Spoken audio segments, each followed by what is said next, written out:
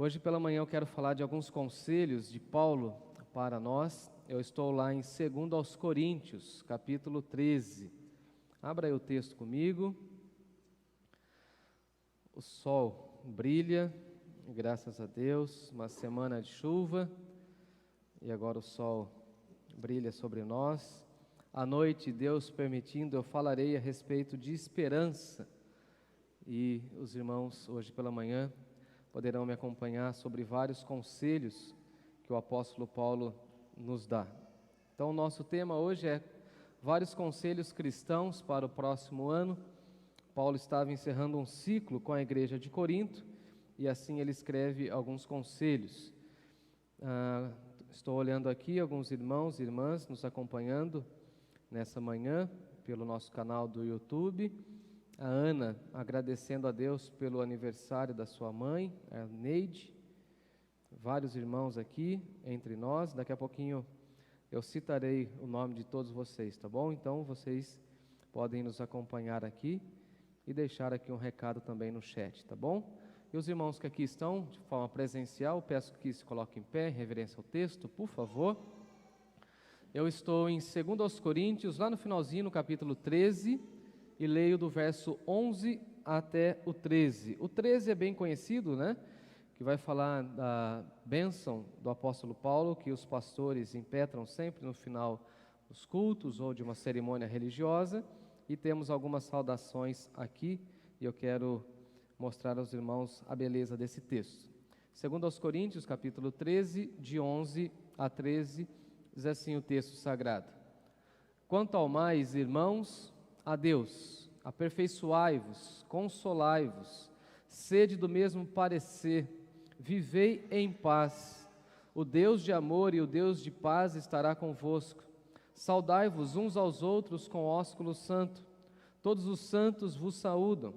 A graça do Senhor Jesus, o amor de Deus e a comunhão do Espírito Santo seja com todos vós. Amém. Vamos orar?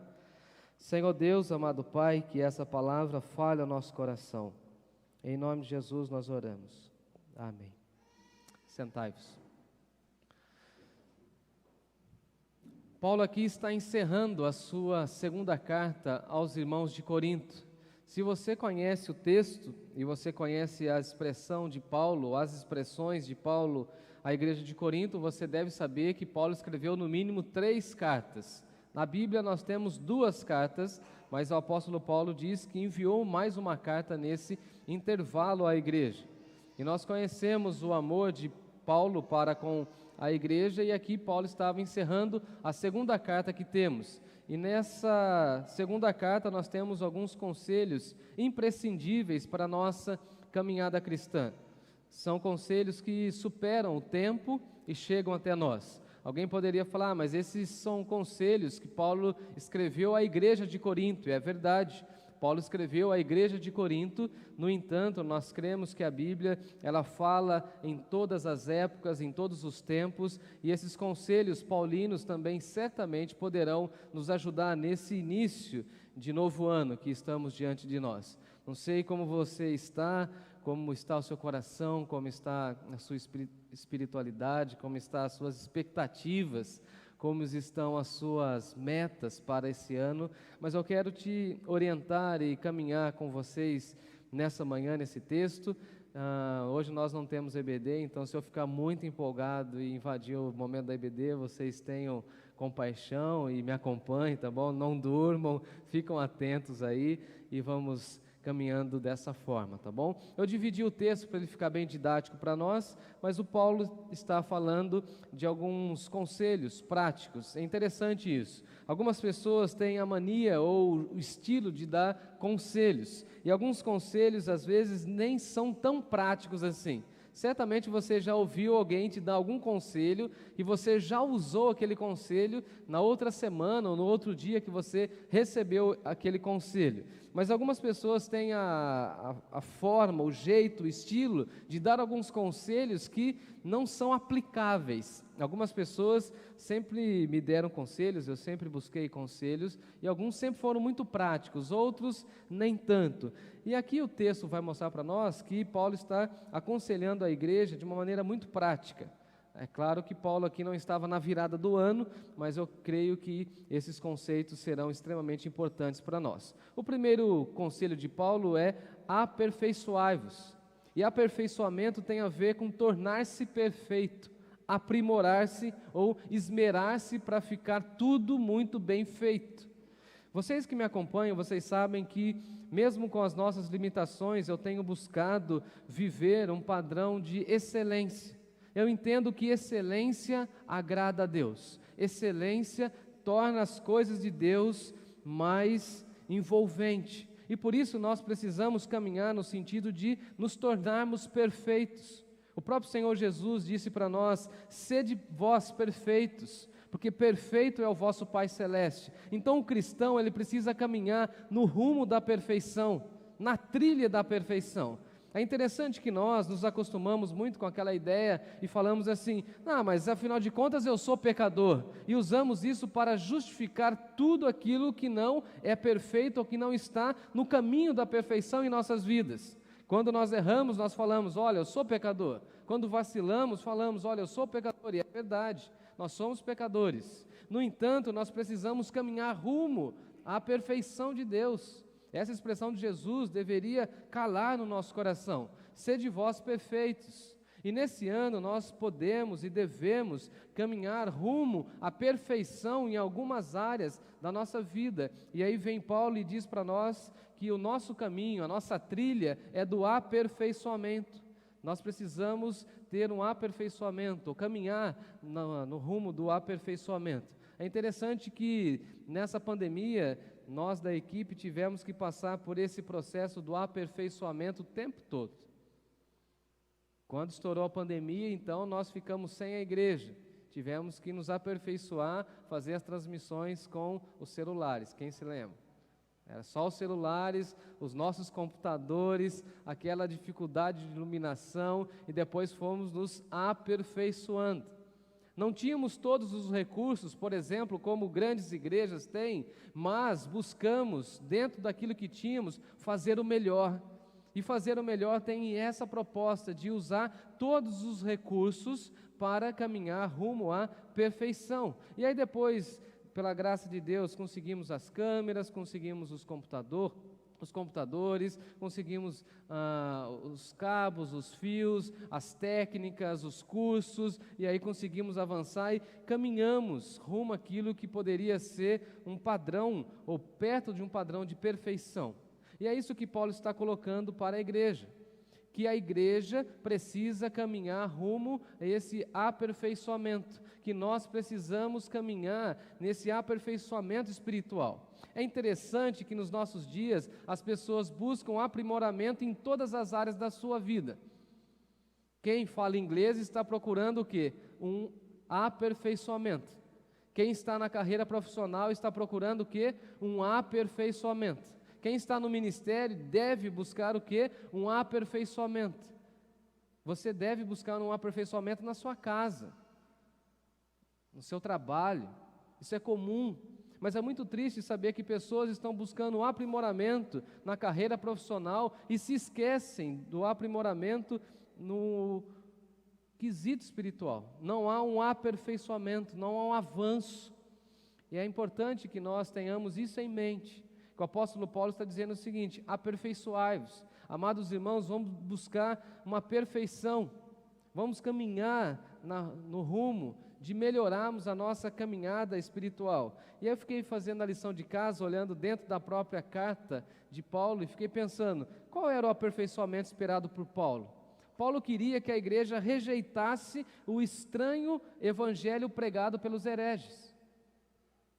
E nós precisamos ter esse aperfeiçoamento. Nós precisamos ser uma igreja sólida, madura, para que a gente possa rejeitar os falsos ensinos. Ter um aperfeiçoamento. E essa é a minha fala. Será que nesse ano nós iremos passar por esse aperfeiçoamento espiritual? Será que nós iremos crescer nesse ano? Porque se nós não crescermos nesse ano, nós nos tornamos presas vulneráveis a tantas heresias que têm sido pregadas e propagadas dos púlpitos das igrejas. Infelizmente, nós vivemos em um tempo de profundas heresias. de estranhamento nas questões espirituais. Infelizmente, algumas igrejas têm cedido espaço a questões que são completamente opostas à fé cristã. E Paulo está dizendo à igreja: irmãos, eu espero, eu oro, eu trabalho, eu rogo que vocês tenham um aperfeiçoamento espiritual, que vocês tenham gordura, substância espiritual, para que vocês possam rebater, combater o falso evangelho, que vocês possam rejeitar os ventos de doutrina, que vocês possam rejeitar essas questões que são estranhas à fé cristã, e por isso nós precisamos passar por esse aperfeiçoamento. Inclusive nós temos uma classe da escola bíblica só de aperfeiçoamento bíblico. Igreja precisa ter o que, irmãos? EBD. Crente precisa ter EBD. Crente precisa passar pela EBD. Crente precisa passar por culto de oração para ter aperfeiçoamento.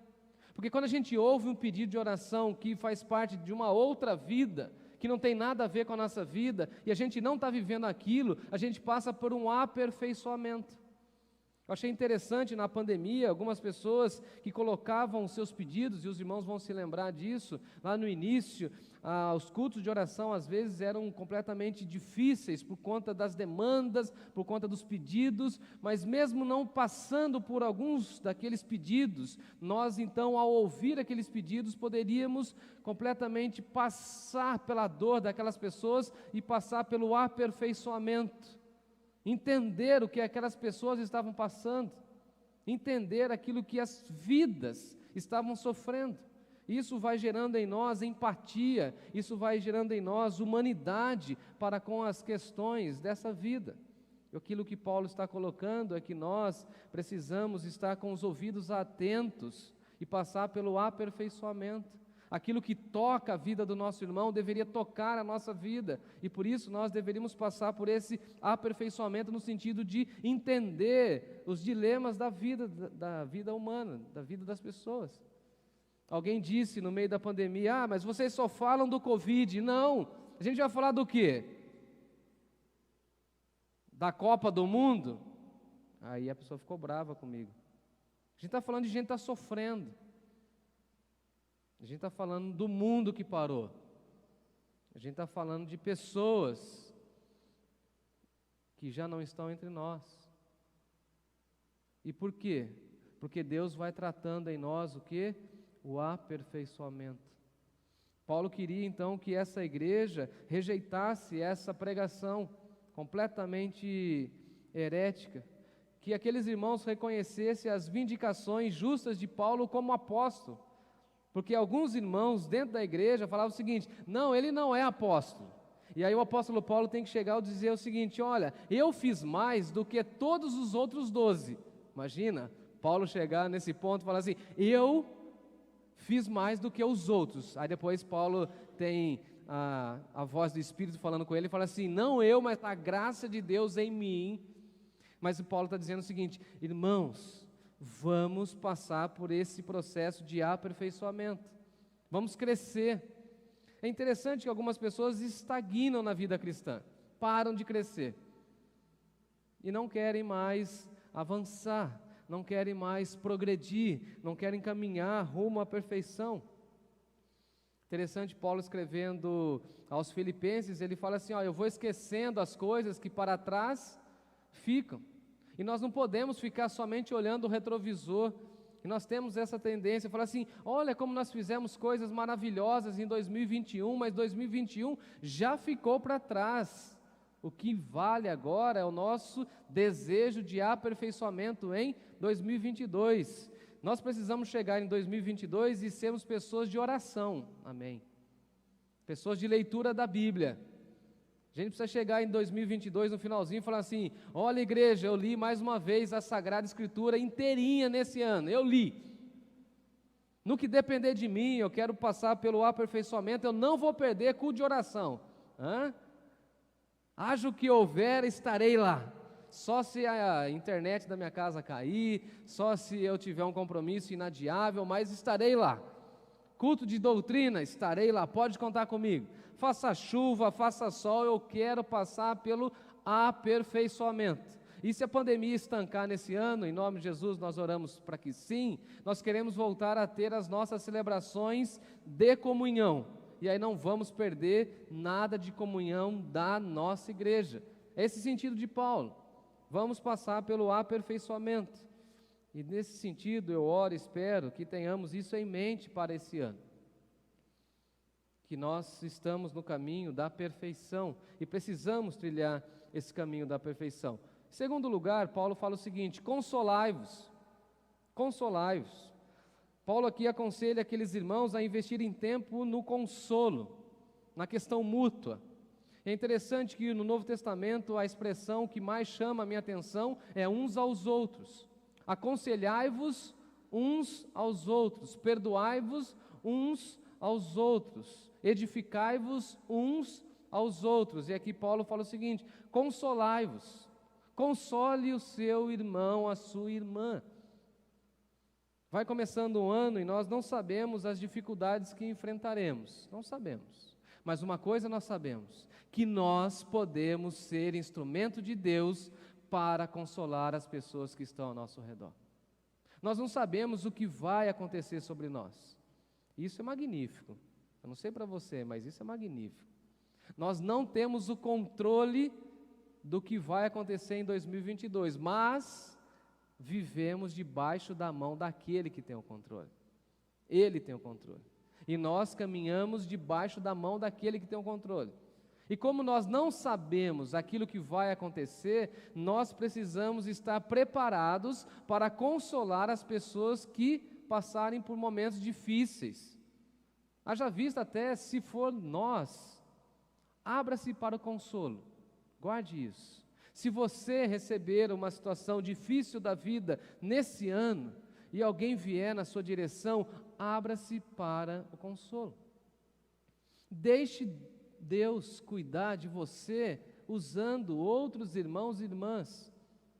Porque é maravilhoso fazer parte da igreja e receber o consolo que vem de Deus por meio dos irmãos. É magnífico. É magnífico. Nesses 2 últimos anos, como nós recebemos consolo que veio de irmãos.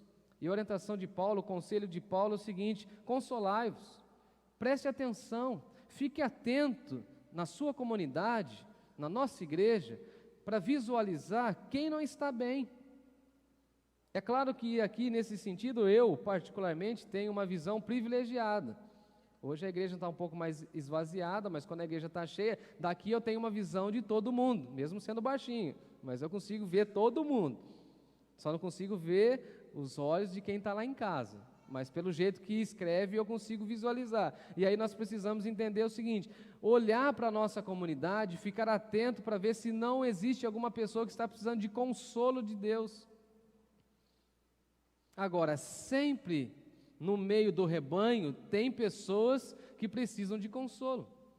A expressão de Isaías, próprio Deus falando, é o seguinte: consolai, consolai o meu povo. Ele pede que nós estejamos consolando uns aos outros. E aqui nós podemos ter a visão clara de que nós não sabemos o que passa na vida das pessoas. É assim ou não é? Qual que é a nossa forma de ver as coisas? Que nós aprendemos no mundo, julgamento. O mundo ensina isso, vamos julgar. Por que a pessoa não veio? Então a primeira fala nossa é julgar, malhar, reclamar. Agora o que Paulo está mostrando para nós é o consolo. Então você pergunta para a pessoa, por exemplo: por que você não veio? Por que você está ausente? E a pessoa, quando der a devolutiva, você passa a consolar a pessoa, você vai entender o porquê que aquela pessoa não está frequentando. Provavelmente, quase que 100%, ela está passando por um momento difícil que quase ninguém sabe. Agora a pergunta é: como nós podemos viver numa comunidade e sermos pessoas invisíveis? Não dá para ser assim. Não dá para ser assim. Por isso que é bom fazer parte de uma igreja como a nossa, onde nós somos visíveis. Todas as pessoas percebem quando nós não estamos bem. Todas as pessoas percebem e sentem a nossa falta e mandam um recado para nós. Agora, é claro também, e aqui eu preciso falar isso, que a pandemia virou uma muleta para muita gente. Agora a turma pode ficar brava comigo. Tudo agora é por conta da pandemia. O sujeito briga com a esposa dele, a culpa é de quem? Da pandemia. Ele não vem no culto, a culpa é de quem? Da pandemia. Mas ele vai para todo lugar. Ele faz tudo, absolutamente tudo. Ele não tem restrição nenhuma. Só tem restrição para com a igreja.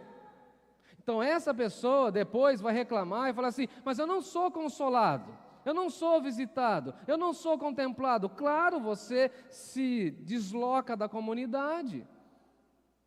Você sai da comunidade. Agora, quem está dentro da comunidade precisa ter a visão humana e tentar entender e consolar todo mundo. Porque, convenhamos, no caos que a gente viveu, todo mundo precisou de consolo em algum momento desses 2 últimos anos. Vamos falar a verdade. Ninguém pode falar assim: não, se for o Superman, não precisei. Paulo está falando assim: não, consolai-vos. Tem gente precisando de consolo. Eu precisei de consolo. Eu vou precisar de consolo. Você vai precisar de consolo. E na comunidade que está nesse processo de aperfeiçoamento, a gente vai consolando uns aos outros. E alguém vai falar assim: mas não foi o consolo perfeito. Nos perdoa. Mas é o melhor que a gente pode fazer. A gente está caminhando nesse processo. A gente está se colocando à disposição. E nesse ano de 2022, a minha fala à igreja é que você separe um tempo na sua agenda para consolar alguém, para ouvir alguém, para sentar com alguém. Porque a gente gosta mesmo é de receber, né? Mas aí vem Jesus e inverte a coisa e fala assim: melhor coisa é dar do que receber. Ao invés de querer consolo, console alguém. Separe tempo para orar com alguém. Mande uma mensagem nesse início de ano para alguém que você tanto gosta e que você sabe que possivelmente está passando um momento difícil. Às vezes nós não temos essa visão mais aprofundada da vida das pessoas e as pessoas estão lá sofrendo, chorando, distantes, e nós nem sabemos das lutas e das questões que envolvem essas vidas. Eu gosto da expressão de Paulo quando ele escreve aos Tessalonicenses, quando ele fala assim: consolai-vos, pois, uns aos outros. Console, console. Desarme aquela visão do mundo. Quando a pessoa vai começar a se justificar, você começa a engatilhar, clac, clac, e já quer mandar bala, pá. Não, ouça, pare um pouco, respire fundo, console, dê uma palavra de encorajamento. Eu gosto disso. Dê uma palavra de encorajamento. Quando as pessoas conversarem com você, que elas saiam melhores, que elas tenham uma dose de ânimo. É interessante isso. Todas as vezes que o apóstolo Paulo precisava de ânimo, ele encostava em Barnabé, e Barnabé fazia o que com Paulo? Dava uma injeção de ânimo, consolava, encorajava, empurrava ele para frente. Terceiro lugar, terceiro conselho de Paulo é que nós precisamos ser do mesmo parecer. O mesmo parecer aqui tem a ideia de que nós precisamos ter as mesmas convicções. Amados irmãos, nós não sofremos com isso, graças a Deus, na igreja, na história da igreja, e nem queremos sofrer. Mas nós sabemos que a igreja de Corinto sofria com isso. Aqueles irmãos eram divididos, aqueles irmãos eram fragmentados. Nós sabemos das dificuldades da igreja de Corinto. Nós sabemos que eles tinham facções, inclusive. E o que Paulo está dizendo é o seguinte: sede do mesmo parecer. Qual que é o seu parecer? O meu parecer é Cristo Jesus.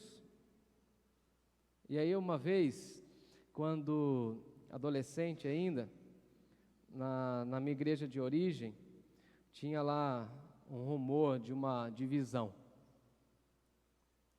E aí, chegaram para mim, eu já era líder naquela época, eu já pregava, E aí então chegaram lá um grupo, e aí falaram assim, de que time você é? Aí eu lembrei dessa expressão de Paulo, né? Eu falei assim, o meu parecer é Cristo Jesus. De que time você é? Eu falei, sou de Jesus. Não, você está espiritualizando. Não, você está espiritualizando. Eu falei, não, eu sou de Jesus. Eu tentei fugir daquela situação. Mas aí a coisa continuou, e eu percebi que aqueles irmãos não tinham o mesmo parecer. Infelizmente, depois, quando eu estava lá na época do seminário, houve uma cisão na nossa igreja, que ficou marcada até hoje, na nossa cidade, infelizmente. Que triste, ruptura. E quando há uma ruptura, as pessoas saem machucadas, feridas, famílias.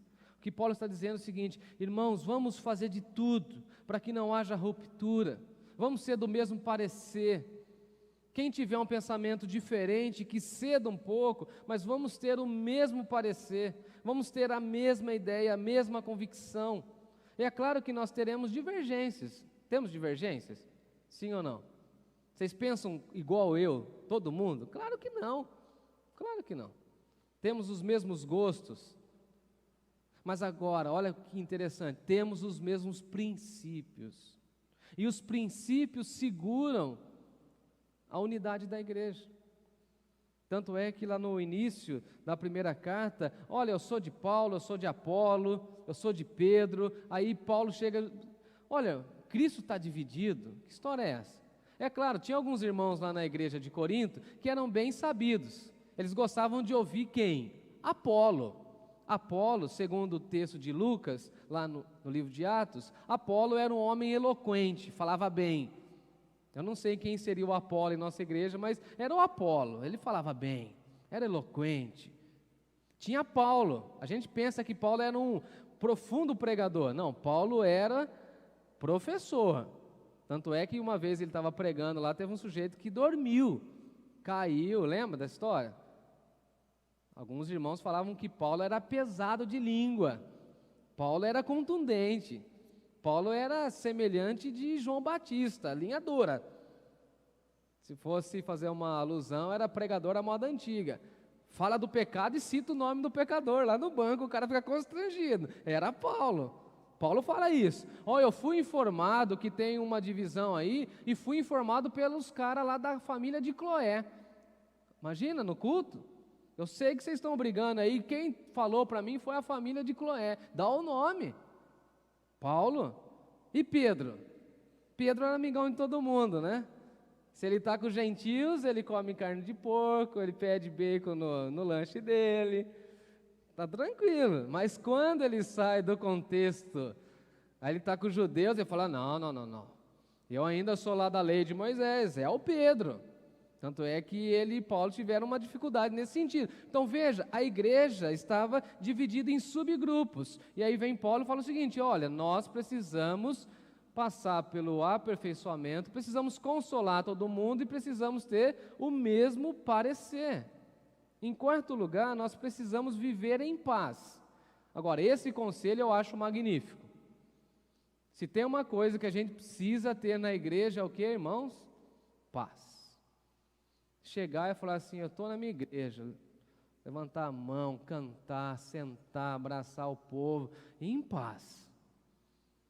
Como que você vem para a igreja pregar, Jefferson? Eu venho em paz. O dia que eu não tiver paz de assumir o púlpito, não sou mais daqui. Eu preciso ter paz. Paz para liderar, paz para conduzir a igreja, paz para arrebanhar o povo, eu preciso ter paz. Nós precisamos viver um ambiente de paz. E aí vem Paulo e fala o seguinte, olha, vocês podem ter dificuldades com todas as pessoas, mas naquilo que depender de você, tem de paz com todos os homens. Eu acho interessante isso, ele escrevendo aos Romanos. Ele não fala que a gente precisa ter paz na igreja. Ele fala que nós precisamos ter paz com todos os homens. E a gente fala isso somente no contexto da igreja. Então o que acontece? Olha, aquela pessoa é uma pessoa de paz na igreja. Mas ele não é de paz na casa, serve? Ele não é de paz no trabalho, serve? Ele não é de paz na sociedade, serve? Não. No que depender de nós, precisamos ter paz até com os nossos vizinhos.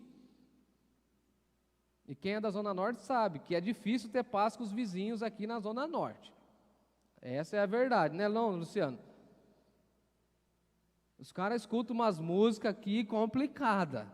A gente quer dormir, quer descansar, e eles não deixam a gente com aquelas músicas indecentes. Não deixa. Suja a nossa calçada, desrespeita a gente, mas a gente tem que, se possível, no que depender de você, seja um pacificador. E aí Paulo traz esse conceito para a igreja: vamos viver em paz. O que nós queremos para 2022? Viver em paz, viver num estilo harmonioso, sem nenhuma dificuldade. E quando tiver dificuldade de relacionamento, como que a gente faz? Senta, trata, conversa. Não gostei da sua cor de camisa, não gostei da cor dos seus olhos, não gostei disso, não gostei daquilo. Trata, conversa, resolve. Lá no passado, antes da pandemia, teve uma pessoa que veio em nossa igreja e falou assim: pastor, não venho mais nessa sua igreja. Aí eu falei assim: por quê? Aí eu pensei que vinha um tema, uma situação assim, tão, sei lá, né? Falei, justificável. Não, sabe qual foi o problema? Eu vim, não queria ter contato com ninguém, queria sair rapidinho e parei o carro no estacionamento. Eu já até saquei, né? Já sei. Aí, pois não. Eu falei, pensei rapidinho comigo, alguém prendeu ele lá, e como a nossa igreja, o pessoal não vai embora, ele tem que ficar esperando. Fiquei só ouvindo. E o que aconteceu? Sabe o que aconteceu? É o seguinte, parei o carro lá, e daí veio uma senhora, parou o carro atrás, e essa senhora, pastor, não voltava mais. Não voltava mais. Eu falei, eu sei quem que é. Eu sei quem que é. E ele falou, e o senhor acha normal? Eu falei, sim, senhor. A gente tem uma harmonia, e nesse culto foi um culto do dia dos aniversariantes da igreja, e a gente fica em festa mesmo, e é isso mesmo. Não, mas se for para ser assim, não, ele já quis brigar comigo, era um dia de festa, calma, desarma. Queremos viver em paz. A gente tenta achar a irmã aí que está com o carro travando o estacionamento, libera, mas vamos viver em paz. Então o que nós queremos para 2022 é viver em paz. Nas decisões da diretoria, nas decisões da igreja. Quem aqui já participou das nossas assembleias sabe disso. Nós não aceitamos questões complicadas, nós queremos viver em paz. Essa é a nossa igreja, esse é o nosso ambiente, essa é a nossa casa. Queremos que aqueles que estão chegando vejam que nós vivemos em paz. A construção, todo mundo fala de construção. Quem aqui já passou por construção, reforma em casa, sabe disso. Construção é um negócio terrível. E a minha situação diante de Deus era o seguinte: Deus, nunca lidei com construção, não sei lidar com construção, e todo mundo fala que construção é sinônimo de confusão. Agora, se for assim comigo, eu peço que o Senhor passe de mim esse cálice. Para mim, foi em paz, tranquilo, sossegado. 2 anos de construção, tivemos um problema, né, Carlão? Nenhuma discussão, porque Deus está no comando. Então, o que nós queremos? Viver em paz em todas as áreas da igreja. Fala amém. Todas as áreas, nas todas as dimensões humanas, todas as esferas da igreja, todas as áreas. Viver em paz. E aí, sabe o que acontece? O Deus de amor e o Deus de paz estará convosco. Então, se a gente faz a nossa parte, Deus cumpre a parte dele. O Deus de paz e o Deus de amor acompanha a igreja, segue a igreja, abençoa a igreja, ajuda a igreja. Então, se de um lado nós precisamos de aperfeiçoamento, de consolo, do mesmo parecer e de viver em paz, do lado de Deus, Deus estará conosco. E qual Deus?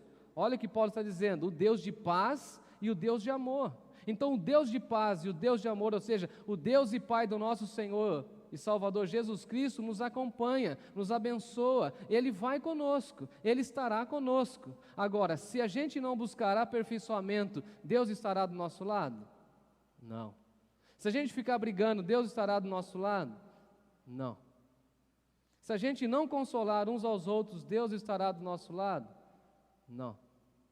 Agora, se a gente buscar aperfeiçoamento, consolo mútuo, o mesmo parecer, uma vida em paz, Deus estará conosco. A mão do Todo-Poderoso será sobre nós em 2022. Agora, eu acho interessante, em quinto lugar, a questão da afetividade no culto, na igreja, no meio do povo de Deus. Afetividade. Explico. Dá uma olhadinha comigo. Versículo 12. Alguém vai falar assim, não, pastor, nem precisa ler. Isso aqui está circunscrito às questões do primeiro século. Dá uma olhadinha. Saudai-vos uns aos outros com ósculo santo. Algumas versões com beijo santo. E alguém vai falar assim, não, esse negócio de beijo, pastor, não tem nada a ver com a nossa cultura. Não vem para cá não, pastor, vá para lá com esse assunto. Brincadeiras à parte, o que Paulo está falando é da afetividade.